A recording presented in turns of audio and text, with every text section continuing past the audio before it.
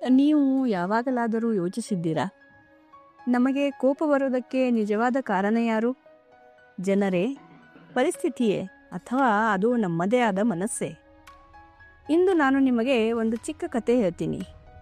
ಈ ಕಥೆ ನಿಮ್ಮ ಕೋಪದ ಮೇಲೆ ನಿಮ್ಮ ದೃಷ್ಟಿಕೋನವನ್ನು ಸಂಪೂರ್ಣವಾಗಿ ಬದಲಾಯಿಸಬಹುದು.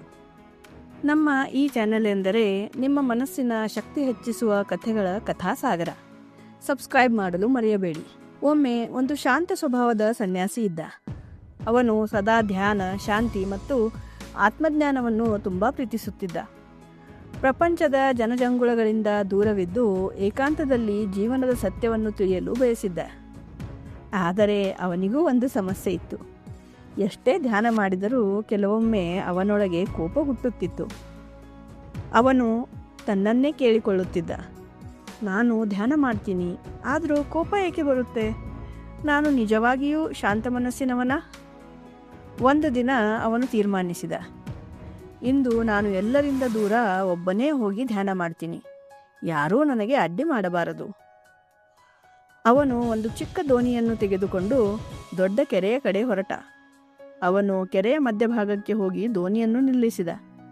ಮತ್ತೆ ಕಣ್ಣು ಮುಚ್ಚಿ ಧ್ಯಾನ ಆರಂಭಿಸಿದ. ನಿಧಾನವಾಗಿ ಅವನ ಮನಸ್ಸು ಶಾಂತವಾಗುತ್ತಿತ್ತು. ಉಸಿರು ಗಾಢವಾಗುತ್ತಿತ್ತು. ಅವನು ಸಂಪೂರ್ಣವಾಗಿ ಧ್ಯಾನದಲ್ಲಿ ಲೀನನಾಗಿದ್ದ. ಅಷ್ಟರಲ್ಲಿ ಧಡ್! ಒಂದು ದೋಣಿ ಬಂದು ಅವನ ದೋಣಿಗೆ ಬಲವಾಗಿ ಡಿಕ್ಕಿ ಹೊಡೆದಿತ್ತು. ಸನ್ಯಾಸಿಯ ಧ್ಯಾನ ಖಂಡವಾಯಿತು. ಅವನೊಳಗೆ ಒಮ್ಮೆಲೆ ಕೋಪ ಉಕ್ಕಿತು. ಇನ್ನೂ ಕಣ್ಣು ಮುಚ್ಚಿಯೇ ಇದ್ದರೂ ಅವನ ಮನಸ್ಸಿನಲ್ಲಿ ಯೋಚನೆಗಳು ಓಡಾಡತೊಡಗಿದವು. ಯಾರು ಇವನು? ಇಷ್ಟು ಎಚ್ಚರಿಕೆಯಡಿಯಾಗಿ ಹೇಗೆ ಬರಬಹುದು? ನನ್ನ ಧ್ಯಾನವನ್ನು ಹಾಳು ಮಾಡಿದ. ಕೋಪ ಹೆಚ್ಚುತ್ತಾ ಹೋಯಿತು. ಕಣ್ಣು ತೆರೆದ ತಕ್ಷಣ ನಾನು ಅವನಿಗೆ ಬುದ್ಧಿ ಕಲಿಸ್ತೀನಿ. ಅವನು ನಿಧಾನವಾಗಿ ಕಣ್ಣು ತೆರೆದ ಮತ್ತು ಎದುರಿಗೆ ನೋಡಿದ. ಆ ಕ್ಷಣ ಅವನಿಗೆ ಆಘಾತವೂ ಮತ್ತು ಗಾಬರಿಯೂ ಆಯಿತು. ಅಲ್ಲಿ ಯಾರೂ ಇರಲಿಲ್ಲ. ಆ ದೋಣಿಗೆ ಯಾವುದೇ ಚಾಲಕ ಇರಲಿಲ್ಲ. ಅಲ್ಲಿ ಇದ್ದಿದ್ದು ಕೇವಲ ಒಂದು ಖಾಲಿ ದೋಣಿ. ಹವೆ ಮತ್ತು ನೀರಿನ ಅಲೆಗಳಿಂದ ತೇಲಿ ಬಂದು ಅವನ ದೋಣಿಗೆ ಡಿಕ್ಕಿ ಹೊಡೆದಿತ್ತು. ಸನ್ಯಾಸಿ ಕೆಲ ಕ್ಷಣ ಮೌನವಾಗಿ ನಿಂತ. ಆಮೇಲೆ ಅವನ ಮುಖದಲ್ಲಿ ಒಂದು ಚಿಕ್ಕ ನಗು ಮೂಡಿತು. ಅವನಿಗೆ ಒಂದು ದೊಡ್ಡ ಸತ್ಯದ ಅರಿವಾಯಿತು. ಅವನು ತನ್ನೊಳಗೆ ಹೇಳಿಕೊಂಡನು, ಈ ದೋಣಿಯಲ್ಲಿ ಯಾರಾದರೂ ಇದ್ದಿದ್ದರೆ ನಾನು ಅವನ ಮೇಲೆ ಕೋಪ ಹೊರಹಾಕುತ್ತಿದ್ದೆ. ಆದರೆ ಇದು ಖಾಲಿ ದೋಣಿ. ಹಾಗಾದರೆ ನನಗೆ ಕೋಪ ಏಕೆ ಬಂತು? ಅವನು ಅರಿತನು. ಕೋಪ ಹೊರಗಿನಿಂದ ಬಂದಿದ್ದಲ್ಲ, ಕೋಪ ನನ್ನೊಳಗೇ ಇತ್ತು. ಈ ಘಟನೆ ಕೇವಲ ಅದನ್ನು ಹೊರಗೆ ತರುವ ಕಾರಣವಾಯಿತು.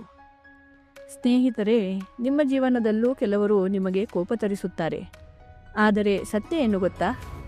ನಮಗೆ ಕೋಪ ತರಿಸುವವರು ಹೊರಗಿನ ಜನ ಅಲ್ಲ, ಕೋಪ ನಮ್ಮೊಳಗೇ ಇರುತ್ತದೆ. ಅವರು ಕೇವಲ ಒಂದು ಕಾರಣ ಅಥವಾ ಪ್ರಚೋದನೆ ಮಾತ್ರ. ನಮ್ಮ ಪ್ರತಿಕ್ರಿಯೆ ನಮ್ಮ ಮನಸ್ಸಿನೊಳಗಿನಿಂದ ಬರುತ್ತದೆ.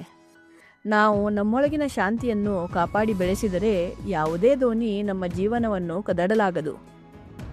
ಹಾಗಾದರೆ ಗೆಳೆಯರೇ, ಮುಂದಿನ ಬಾರಿ ಯಾರಾದರೂ ನಿಮ್ಮನ್ನು ಕೋಪಗೊಳಿಸಿದರೆ ಒಮ್ಮೆ ನೆನಪಿಸಿಕೊಳ್ಳಿ, ಅವನು ವ್ಯಕ್ತಿ ಅಲ್ಲ, ಒಂದು ಖಾಲಿ ದೋಣಿ. ಶಾಂತಿ ನನ್ನೊಳಗೇ ಇದೆ. ಏಕೆಂದರೆ ನಿಜವಾದ ಗೆಲುವು ಜಗತ್ತನ್ನು ಬದಲಿಸುವುದರಲ್ಲಿ ಅಲ್ಲ, ನಮ್ಮನ್ನು ನಾವೇ ಬದಲಿಸುವುದರಲ್ಲಿ ಇದೆ. ಈ ಕಥೆ ನಿಮ್ಮ ಶಾಂತಿ ಕಾಪಾಡಲು ನೆರವಾಗುತ್ತದೆ ಎಂದೆನಿಸಿದರೆ ಲೈಕ್, ಶೇರ್, ಸಬ್ಸ್ಕ್ರೈಬ್ ಮಾಡಿ. ಏಕೆಂದರೆ ಇಂತಹ ಶಾಂತಿದಾಯಕ ಕಥೆಗಳಿಗಾಗಿ ನೀವು ಬರಬೇಕಾದದ್ದು ನಮ್ಮ ಕನ್ನಡ ಟೇಲ್ಸ್ ಬೈ ಅಲ್ಕಾ ಚಾನಲ್ಗೆ. ಜೈ ಹಿಂದ್.